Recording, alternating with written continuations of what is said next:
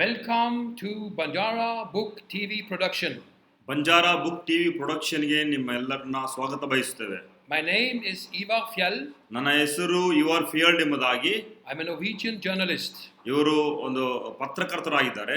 This is the 19th of June 2023. ಇದು 2023 June ಇದಾಗಿದೆ. We are in the city of Bangalore. ನಾವು Bengaluru ಪಟ್ಟಣದಲ್ಲಿದ್ದೇವೆ. I'm here with my very good friend ನನ್ನ ಜೊತೆಯಲ್ಲಿ ನನ್ನ ಒಳ್ಳೆ ಸ್ನೇಹಿತರಾಗಿರುವಂತವರು Raju MB, who will translate my message into Kannada. ನನ್ನ ಸಂದೇಶವನ್ನ ಕನ್ನಡಕ್ಕೆ ಭಾಷಾಂತರಿಸುವವರು ಇವರಾಗಿದ್ದಾರೆ. This is the second edition. ಇದು ಎರಡನೇ ಸಂಚಿಕೆ. If you have not watched our first edition, ಮೊದಲನೇ ಸಂಚಿಕೆ ನೀವು ನೋಡ್ಲಿಲ್ಲ ಅಂದ್ರೆ our first video, ಮೊದಲನೇ ವಿಡಿಯೋವನ್ನ please watch it. ಅದನ್ನ ನೋಡ್ರಿ. And you will get this message into the right context. ಈ ಸಂದೇಶ ನಿಮಗೆ ಆಗ ಸರಿಯಾಗಿ ಅರ್ಥಗರ್ಭಿತವಾಗಿರ್ತದೆ. Please subscribe to this YouTube channel ನಮ್ಮ ಯೂಟ್ಯೂಬ್ ಚಾನೆಲ್ಗೆ ನೀವು subscribe ಮಾಡಿಕೊಳ್ಳ್ರಿ and share this video in your social media. ನಿಮ್ಮ ಸಾಮಾಜಿಕ ಜಾಲತಾಣಗಳಲ್ಲಿ ಈ ಒಂದು ವಿಡಿಯೋನ ಹಂಚಿಕೊಳ್ಳ್ರಿ. Today's theme is ಈ ದಿನದ ಮುಖ್ಯ ವಿಷಯ 400 years ago. 400 ವರ್ಷಗಳ ಹಿಂದೆ The Banjara tribe used the serpent of Moses. Banjara ಸಮುದಾಯವು ಮೋಶೆಯಿಂದ ಮಾಡಲ್ಪಟ್ಟಂತಹ ಒಂದು ತಾಮ್ರದ ಸರ್ಪವನ್ನು ಉಪಯೋಗಿಸಿದರು. But first I want to speak about D.K. Shivakumar. ನಮ್ಮ ಮೊದಲನೇದಾಗಿ ಶ್ರೀಯುತ ಡಿ.ಕೆ. ಶಿವಕುಮಾರ್ ಅವರ ಕುರಿತಾಗಿ ಮಾತಾಡಬೇಕೆಂಬುದಾಗಿದ್ದೇನೆ. He is the deputy chief minister of Karnataka. ಈಗ ಅವರು ಕರ್ನಾಟಕದ ಉಪಮುಖ್ಯಮಂತ್ರಿಗಳಾಗಿದ್ದಾರೆ. Some few days ago I met him. ಕೆಲವು ದಿನಗಳ ಹಿಂದೆ ನಾನು ಅವರನ್ನು ಸಂಧಿಸಿದ್ದೇನೆ.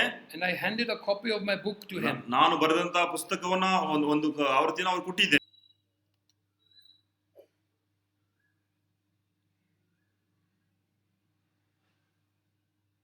Now the government of Karnataka is informed. Karnataka ಸರ್ಕಾರಕ್ಕೆ ನಾನು ವಿಷಯವನ್ನು ತಿಳಿಸಿದ್ದೇನೆ. My book, my documentation ನನ್ನ ಪುಸ್ತಕ ಮತ್ತು ನನ್ನ ದಾಖಲಾತಿಗಳು can be scrutinized. ಅದನ್ನು ನಾವು ಪರಿಶೀಲಿಸಬಹುದು. But please keep in mind, ನೀವು ದಯಮಾಡಿ ನಿಮ್ಮ ಮನಸ್ಸಲ್ಲಿಟ್ಕೊಳ್ರಿ, truth can always be tested. ಸತ್ಯವು ಯಾವಾಗಲೂ ಪರೀಕ್ಷಿಸಲ್ಪಡಬಹುದು. 1600 AD, 16ನೇ ಶತಮಾನಗಳ ಹಿಂದೆ the Banjara used the serpent of Moses. ಬಂಜಾರದವರು ಮೋಶೆಯಿಂದ ಮಾಡಲ್ಪಟ್ಟಂತಹ ಒಂದು ತಾಮ್ರ ಸರ್ಪವನ್ನು ಉಪಯೋಗಿಸಿದರು. This serpent ಈ ಒಂದು ಸರ್ಪವು has not been used in Israel for the last 2700 years. 2700 ವರ್ಷಗಳಿಂದ ಈ ಒಂದು ಸರ್ಪವನ್ನ ಅವರು ಇಸ್ರೇಲ್ ಉಪಯೋಗಿಸಿರಲಿಲ್ಲ. It was used by Moses ಮೋಶೆಯಿಂದ ಉಪಯೋಗಿಸಲ್ಪಟ್ಟಿದೆ. ಇದು during the Exodus 1500 BC. 15 ಕ್ರಿಸ್ತಪೂರ್ವ 1500 ವರ್ಷಗಳ ಹಿಂದೆ ವಿಮೋಚನೆ ಕಾಂಡ ಎಂಬ ಪುಸ್ತಕದಲ್ಲಿ ಉಪಯೋಗಿಸಲ್ಪಟ್ಟಿದೆ. Moses took 600,000 Israelites out of Egypt. ಐಗುಪ್ತ ದೇಶದಿಂದ ಈಜಿಪ್ಟ್ ದೇಶದಿಂದ ಮೋಶೆಯು 6 ಲಕ್ಷ ಜನರನ್ನ ಆತನು ಬಿಡುಗಡೆಗೊಳಿಸಿದ ಕರ್ತಂದನು. Some other people also follow them. ಅವರನ್ನ ಇನ್ನು ಕೆಲವರು ಜನರು ಕೂಡ ಅವರನ್ನ ಹಿಂಬಾಲಿಸಿದರು. In the desert of Sinai, ಚೀನಾಯಿ ಒಂದು ಅಡವಿಯಲ್ಲಿ they became rebels and many of them died of bites of snakes. ಅಲ್ಲಿ ಜನರು ಆತನಿಗೆ ವಿರುದ್ಧವಾಗಿ ದಂಗೆ ಎದ್ದರು. ಹಾಗಾಗಿ ಸರ್ಪಗಳಿಂದ ಕಚ್ಚಲ್ಪಟ್ಟು ಅನೇಕರು ಸತ್ತರು. This is written in the Bible. ಇದು ಬೈಬಲ್ ಅಲ್ಲಿ ಸತ್ಯವೇದದಲ್ಲಿ ಬರೆಯಲ್ಪಟ್ಟಿದೆ. In the book Numbers chapter 21. Aranya Kanda ಎಂಬಂತಹ ಪುಸ್ತಕ 21ನೇ ಅಧ್ಯಾಯದಲ್ಲಿ ಬರೆಯಲ್ಪಟ್ಟಿದೆ. This is the fourth book of Moses. ಮೋಶೆಯಿಂದ ಬರೆಯಲ್ಪಟ್ಟ 4ನೇ ಪುಸ್ತಕ ಇದಾಗಿದೆ. In the New Testament it's in John 3:14. ಹೊಸ ಒಡಂಬಡಿಕೆಯಲ್ಲಿ ಯೋಹಾನ 3:14ರಲ್ಲಿ ಬರೆಯಲ್ಪಟ್ಟಿದೆ. The serpent of Moses was a sign of victory. ತಾಮ್ರದ ಮೋಶೆ ತಾಮ್ರದ ಸರ್ಪ ಅದು ಜಯಕ್ಕೆ ಅದು ಸಂಕೇತವಾಗಿದೆ. If you looked at this snake, ನೀವು ಆ ಒಂದು ಸರ್ಪ ನೋಡುವುದಾದ್ರೆ on the pole, ಆ ಒಂದು ಕಂಬದಲ್ಲಿ you would have instant healing. ನಿಮಗೆ ತಕ್ಷಣಕ್ಕೆ ಗುಣ ಹೊಂದಿಕೊಳ್ಳುತ್ತೀರದಾಗಿ. No more pain. ಅಲ್ಲಿ ನೋವಿಲ್ಲ. No sudden death. ಅಲ್ಲಿ ತಕ್ಷಣಕ್ಕೆ ಒಂದು ಸಾವಿಲ್ಲ.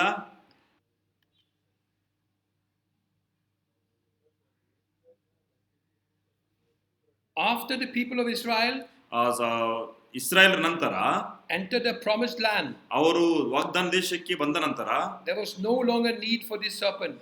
ಆ ಒಂದು ಸರ್ಪವು ತಾಮ್ರ ಸರ್ಪ ಅವರಿಗೆ ಬೇಕಾಗಿಲ್ಲ, ಅವಶ್ಯಕತೆ ಇರಲಿಲ್ಲ. It was destroyed by a king. ಆ ಒಂದು ಸರ್ಪವನ್ನ ಆ ತಾಮ್ರ ಸರ್ಪವನ್ನ ಒಂದು ರಾಜನಿಂದ ನಾಶಪಡಿಸಲ್ಪಟ್ಟಿತು.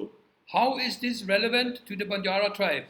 ಈ ಒಂದು ಕಾರ್ಯ ಬಂಜಾರದವರು ಹೇಗೆ ಸಮರ್ಪಕವಾಗಿದೆ ಅಥವಾ ಅದು ಸಾಂದರ್ಭಿಕವಾಗಿದೆ? First of all, I have to speak about a saint. ನಾನು ಮೊದಲನೇದಾಗಿ ಒಬ್ಬ ಸಂತರ ಕುರಿತಾಗಿ ಮಾತಾಡಬೇಕೆಂಬುದು ಇಷ್ಟವುಳ್ಳವನಾಗಿದ್ದೇನೆ. Sevalal. ಸಂತ ಸೇವಲಾಲರು. I believe Sevalal did a lot of great social work.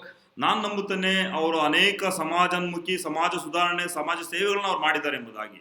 I say it one more time. ನಾವು ಮತ್ತೊಂದು ಸಾರಿ ಹೇಳುತ್ತೇನೆ, I believe Sevalal did a lot of good social work. ನಾನು ನಂಬಿದ್ದೇನೆ ಆತನು ಅನೇಕ ಸಮಾಜ ಸೇವೆಗಳನ್ನ, ಸುಧಾರಣೆಗಳನ್ನ, ಸೇವೆಗಳನ್ನ ಮಾಡಿದ್ದಾನೆ ಎಂಬುದಾಗಿ. His legacy should be respected by all. ಆತನ ಪರಂಪರೆಯನ್ನ ಎಲ್ಲರಿಂದ ಗೌರವಿಸಲ್ಪಡಬೇಕಾಗುತ್ತದೆ.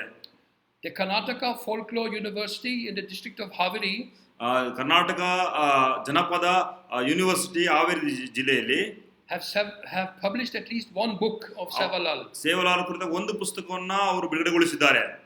The Lambani Culture and Language Academy, Lambani Sanskrit ಮತ್ತೆ ಭಾಷಾ ಅಕಾಡೆಮಿಯು have at least published 14 volumes of the folklore.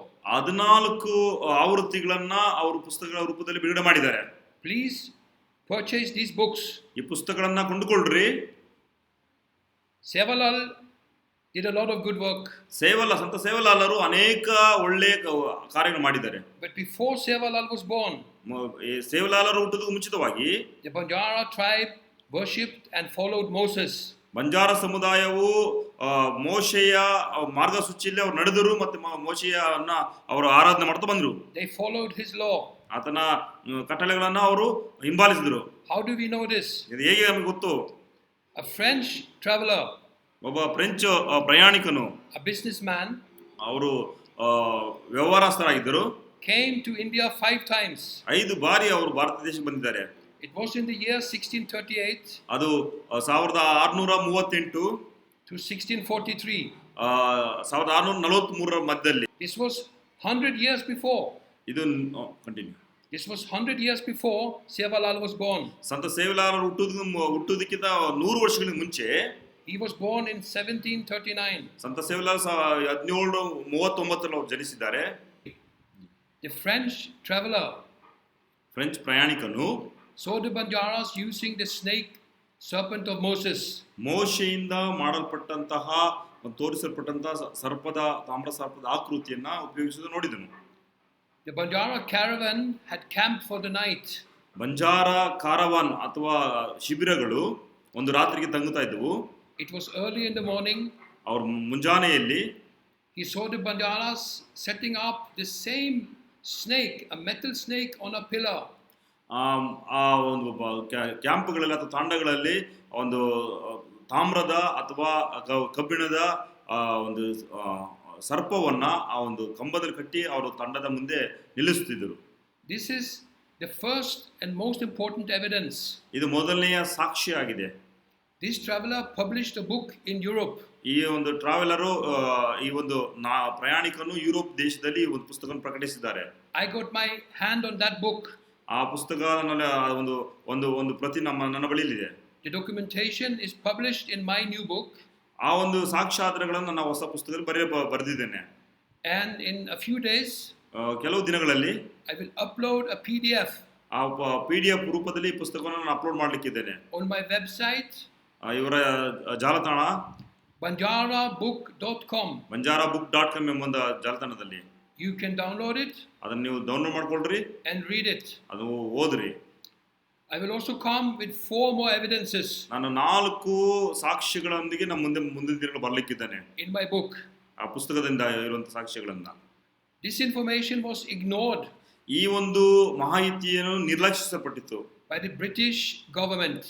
British ಸರ್ಕಾರದಿಂದ ಈ ಮಾಹಿತಿ ನಿರ್ಲಕ್ಷಿಸಲ್ಪಟ್ಟಿತು. It was hidden for the people of India. ಭಾರತೀಯರಿಂದ ಅದು ಮುಚ್ಚಲ್ಪಟ್ಟಿತ್ತು. Today it has been rediscovered. ಆದರೆ ಈ ದಿನ ಅದನ್ನ ನಾವು ಪುನಃ ಹೊರತಂದಿದ್ದೇವೆ. Thank you so much for watching this video. ಈ ವಿಡಿಯೋವನ್ನು ನೋಡಿದ್ದಕ್ಕಾಗಿ ನಾನು ವಂದನೆ ಸಲ್ಲಿಸುತ್ತೇನೆ. Please come back and watch the videos we will publish in the coming days. ಮುಂದಿನ ದಿನಗಳಲ್ಲಿ ನಾವು ಮಾಡುವಂತ ಎಲ್ಲ ವಿಡಿಯೋಗಳನ್ನು ನೋಡಬೇಕೆಂದು ಕೇಳಿಕೊಳ್ತೇವೆ. God bless you. ದೇವರು ನಿಮ್ಮನ್ನು ಆಶೀರ್ವಾದ ಮಾಡಲಿ.